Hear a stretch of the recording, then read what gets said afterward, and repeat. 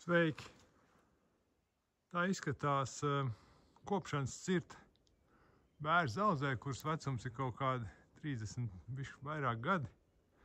Saglabāts tas produktīvais pamešs, kas te ir, kādas eglis.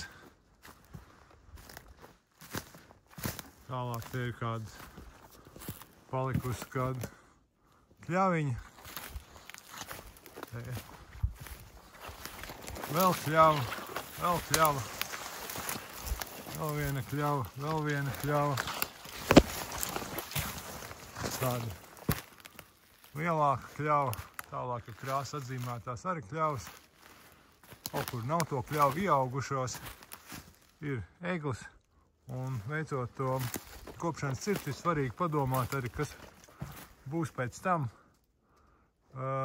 Jo kaut kādā brīdī tie bērni būs izauguši, vajadzēs kādu nākošo paudzi, un tad te kaut kāda kombinācija ir kaut kāda eglītes, kaut kādas kņaviņas, un šobrīd jau kopā ar pirmā stāva kokiem kaut kas pamazām veidojās otrais stāvs.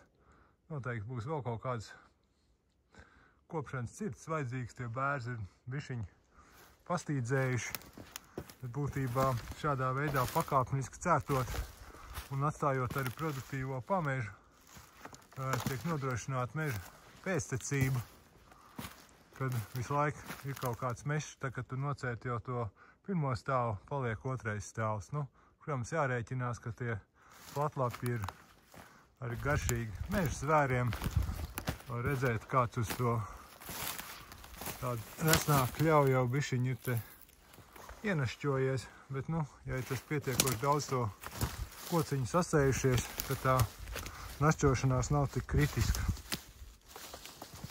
Un tāpatās arī kaut kādu krūmu pudurs var atstāt, te ir kaut kāds pudurs, kur ir kaut kādas ievas un kaut kas tālāk ir, laikam tās ir kaut kāds pāris gobs, tāds čūkšlīts. Tas viss pieder pie meža, un tās ir tādi nākotnes krūmāji, no kur var izaugt kāds mežs, arī ir dabiski meža sastāvdaļa. Un tiem krūmājiem vēl ir tāda laba īpašība, un viņiem aizsargā kaut kādas nākotnes mēķu kokus pret graušanu. Te ir kaut kāda ieva, un blakus ir šitā te uz augšu stiepjās kļava, un viņi ir aizsargāti pret visādiem grauzumiem, un viņi spēj sasniegt krietni resnumu. Pirms tās ievas tur krietni atpaliks augšanā. Un tā, atkal meža nepārtrauktība un krūmu pameža nozīme. Tā kaut kāda neliela sirsniņa izskatās apmēram šādi. Turienes mēs atnācam. Tāds neliels kopsavilkums par kopšanas cirtēm.